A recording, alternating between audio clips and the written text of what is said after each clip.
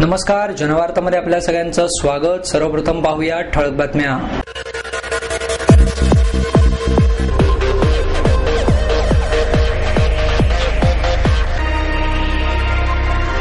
गणपती बाप्पा मोरया, पुढच्या वर्षी लवकर याच्या जयघोषात 1.5 दिवसांच्या गणरायाला निरोप.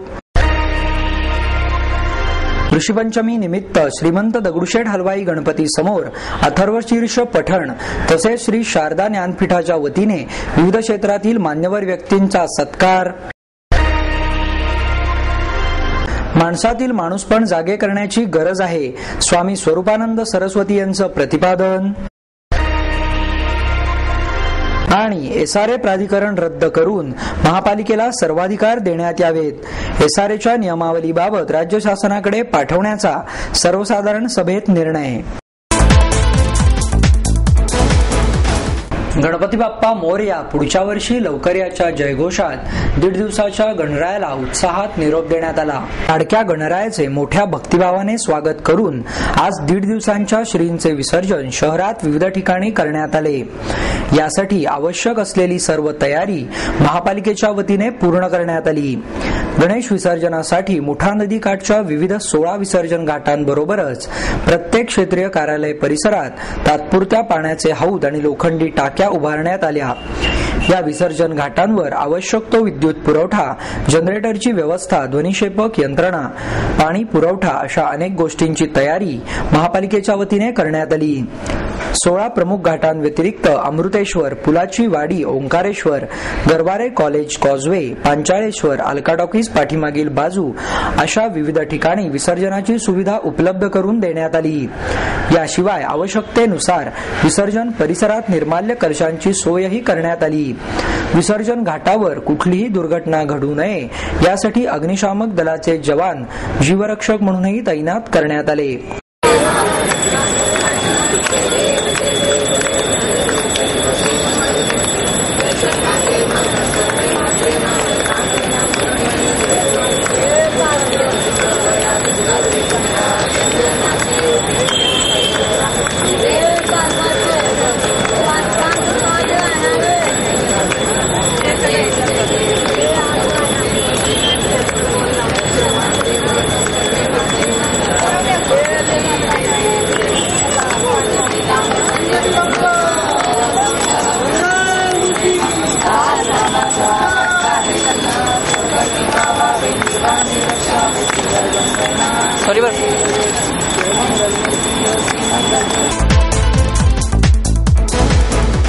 ऋषीपंचमी निमित्त श्रीमंत दगडूशेठ हलवाई गणपती समोर अथर्वशीर्ष पठण करण्यात आले. तसेच श्री शारदा ज्ञानपीठाच्या वतीने विविध क्षेत्रातील मान्यवरांचा सत्कारही करण्यात आला. गणेश चतुर्थीच्या दुसऱ्या दिवशी ऋषीपंचमी हे व्रत करण्यात येते.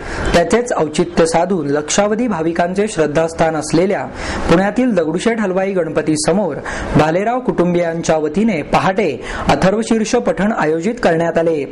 यामध्ये 3000 महिलांनी उत्स्फूर्तपणे सहभाग घेतला. यावेळी महिलांनी पारंपरिक पद्धतीची वेशभूषा तसेच फेटे परिधान केले. यात मोठ्या संख्येने महिलांचा सहभाग असलेला हा अनोखा उपक्रम दरवर्षी राबवला जातो.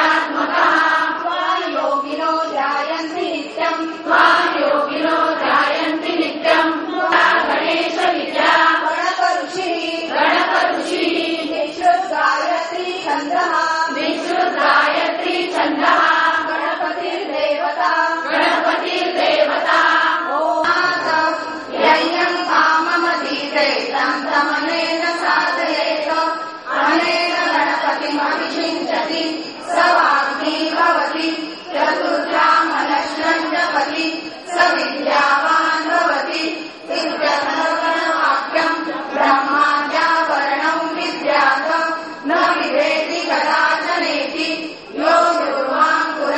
त्याचप्रमाणे विविध क्षेत्रात उल्लेखनीय कामगिरी करणाऱ्या 14 ऋषितुल्य व्यक्तींचा टिळक स्मारक मंदिरात महापौर मोहनसिंग राजपाल आणि टिळक विद्यापीठाचे कुलगुरू डॉक्टर दीपक टिळक यांच्या हस्ते सत्कार करण्यात आला. बँकिंग क्षेत्रात उत्तुंग भरारी घेणारे वसंत पाडगावकर, ज्येष्ठ कीर्तनकार गजानन बुबा राईलकर, निवृत्त हवाई दल प्रमुख ऋषिकेश मुळगावकर, आप्पासाहेब उर्फ सा रे पाटील, संस्कृतज्ञ प्राध्यापक कृष्ण अर्जुनवाडकर, कस्तुरबा गांधी स्मारक निधीच्या शोभना रानडे यांच्यासह 14 जणांना त्यांनी केलेल्या उत्तुंग कार्याबद्दल सन्मानित करण्यात आले. प्रबोधन पुणे या संस्थेच्या वतीने गणेशोत्सवानिमित्त मोदक स्पर्धा आणि गौरी आरा स्पर्धेचे आयोजन करण्यात आले आहे. शुक्रवार पेठेतील अलंग आळी येथे 5 सप्टेंबर रोजी गौरी आरा स्पर्धा आणि 8 सप्टेंबर रोजी मोदक स्पर्धा घेण्यात येणार आहे. स्पर्धेच्या परीक्षिका अभिनेत्री नेहा जोशी, शर्वरी लोहकरे आणि अश्विनी एकबोटे स्पर्धकांच्या घरी जाऊन परीक्षण करणार आहेत, अशी माहिती संस्थेचे अध्यक्ष मिलिंद काची यांनी दिली. स्पर्धेतील विजेत्यांना फ्रीज, कलर टीव्ही आणि ओव्हन आदी वस्तू पारितोषिक म्हणून प्रदान करण्यात येणार आहेत. स्पर्धेत सहभागी होण्यासाठीचे अर्ज शुक्रवार पेठेतील अलंगाळी येथे उपलब्ध करून देण्यात आले आहेत. गौरी आरा स्पर्धेसाठी 4 सप्टेंबर पर्यंत तर गणेश मोदक स्पर्धेसाठी 7 सप्टेंबर पर्यंत अर्ज दाखल करावेत असे आवाहनही त्यांनी यावेळी केले. अधिक माहितीसाठी 7385479191 किंवा 9850770943 या क्रमांकावर संपर्क साधावा, असेही यावेळी बोलताना काची यांनी सांगितले.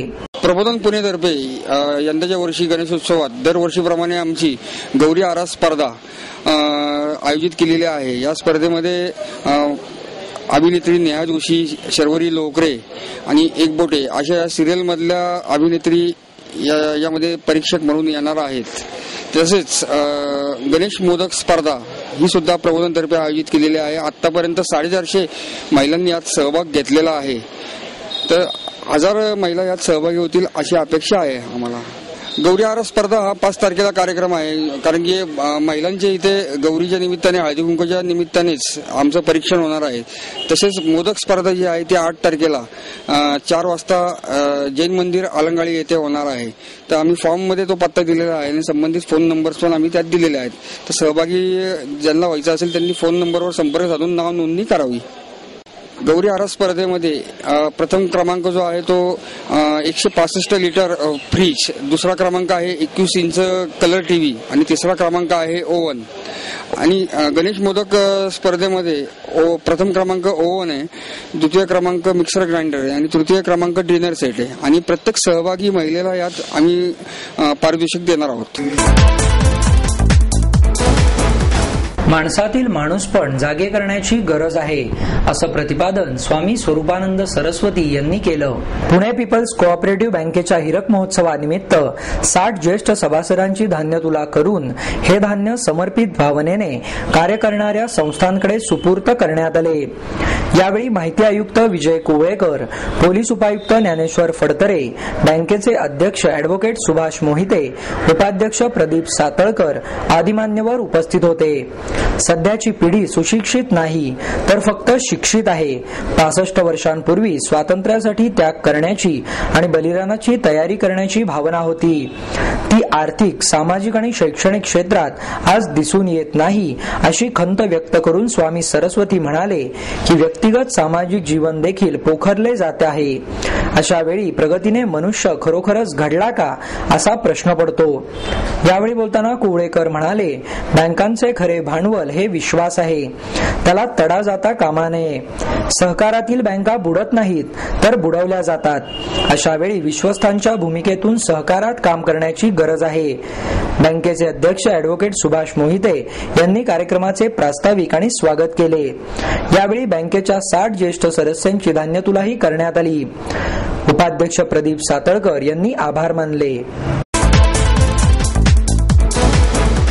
एसआरए प्राधिकरण रद्द करून महापालिकेला सर्वाधिकार देण्यात यावेत असा एसआरए बाबतचा राज्य शासनाकडे पाठवण्याचा निर्णय महापालिकेच्या सर्वसाधारण सभेत घेण्यात आला.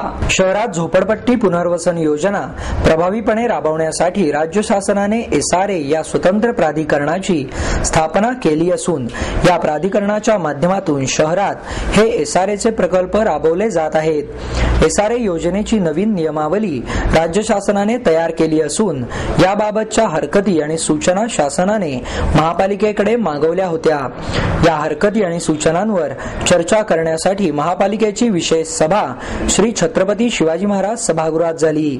त्यामध्ये राज्य शासनाकडे 19 हरकती आणि सूचना पाठवण्याचा निर्णय सभासदांनी घेतला. या सभेत अनेक नगरसेवकांनी एसआरएच्या कामकाजावर कडक शब्दात टीका करीत आपली नाराजी व्यक्त केली. एसआरए ही स्वतंत्र संस्था आहे, मग या संस्थेला महापालिकेच्या विकास नियमावलीत बदल करण्याचा काय अधिकार आहे, असा सवाल नगरसेवक उज्ज्वल केसकर यांनी उपस्थित केला. एसआरए म्हणजे टीडीआर निर्माण करणारी फॅक्टरीज असल्याचा आरोप करत यामध्ये मोठा गैरव्यवहार झाला असून याची सीआयडी मार्फत चौकशी करण्याची मागणीही त्यांनी केली. महापालिकेची विकास नियमावली डावलून एसआरए काम करत आहे. कोणत्याही प्रकारे महापालिकेला विश्वासात न घेता बांधकाम व्यावसायिकांचे हित लक्षात घेऊन ही नियमावली तयार करण्याचा आरोप अरुण दिमदिमे यांनी केला. महापालिकेच्या विकास नियमावलीनुसार एसआरएच्या प्रकल्पांना मंजुरी दिली पाहिजे अशी मागणी राजलक्ष्मी भोसले यांनी केली. बांधकाम व्यावसायिकांच्या फायद्याची ही नियमावली असून ही नियमावली शासनाची असूच शकत नाही. यामध्ये मोठा घोटाळा झाला असून त्याची सीबीआय मार्फत चौकशी होणे हे गरजेचे असल्याचे शिवसेनेचे गटनेते श्याम देशपांडे यांनी सांगितले. एसआरए योजना राबवताना कोणत्या पद्धतीने बांधकाम होणे गरजेचे आहे, रेल्वेच्या जागेत राहणाऱ्या नागरिकांसाठीही ही योजना राबवण्यात यावी, एसआरएचे काम हे जाहीर निविदा मागवून मगच देण्यात यावे अशा हरकती आणि सूचना सभासदांनी मांडल्या. सभासदांनी या योजनेबाबत मांडलेल्या हरकती आणि सूचना तसेच सर्वसाधारण सभेचा वृत्तांत जिल्ह्याचे पालकमंत्री अजित पवार यांच्या माध्यमातून एसआरएचे अध्यक्ष मुख्यमंत्री पृथ्वीराज चव्हाण यांच्याकडे पाठवण्यात येईल असे आश्वासन सभेचे अध्यक्ष महापौर मोहनसिंग राजपाल यांनी दिले. आधुनिक विज्ञानाला संयम आणि विवेकाची जोड आवश्यक आहे असं मत ज्येष्ठ साहित्यिक डॉक्टर अच्युत गोडबोले यांनी व्यक्त केलं.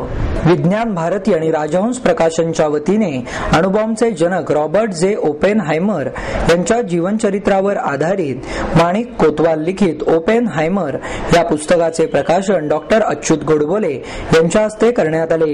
यावेळी ज्येष्ठ अणुशास्त्रज्ञ डॉक्टर शंकरराव गोवारीकर, विज्ञान भारतीचे राष्ट्रीय संघटक जयंतराव सहस्त्रबुद्धे, प्रकाशक आनंद हर्डीकर आदी मान्यवर उपस्थित होते. यावेळी बोलताना डॉक्टर अच्युत गोडबोले म्हणाले की निसर्गाचा शोध घेण्याचे विज्ञान हे साधन आहे, मात्र मनुष्याने आपल्या हव्यासापोटी या साधनाचा निसर्गावर विजय मिळवण्यासाठी प्रयत्न केला. त्यामुळेच महायुद्धे घडली. विज्ञानाला जर अविवेकाची साथ मिळाली तेव्हा विनाश सुरू होतो. यासाठी विज्ञानाला नेहमी संयम आणि विवेकाची साथ आवश्यक असते असेही त्यांनी सांगितले. यावेळी डॉक्टर शंकरराव गोवारीकर म्हणाले, पुस्तकाच्या माध्यमातून लहान मुलांपर्यंत विज्ञान पोहोचवणे शक्य आहे.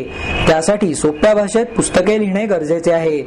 सोप्या भाषेत विज्ञान लेखनासाठी विविध शास्त्रांचा सखोल अभ्यास करण्याची गरज असल्याचेही त्यांनी यावेळी बोलताना सांगितले. अग्रपूजा या गणेशाच्या चित्रांचे आणि छायाचित्रांच्या प्रदर्शनाचे बालगंधर्व कलादालनात आयोजन करण्यात आले आहे. या प्रदर्शनात फुलापानांच्या उपयोगातून बोन्सायपासून तयार झालेल्या गणपतींचे कलाविष्कार ठेवण्यात आले आहेत. साधना ढॉन या चित्रकर्तीचे हे चित्र प्रदर्शन असून मूळच्या या रायपूर छत्तीसगडच्या आहेत.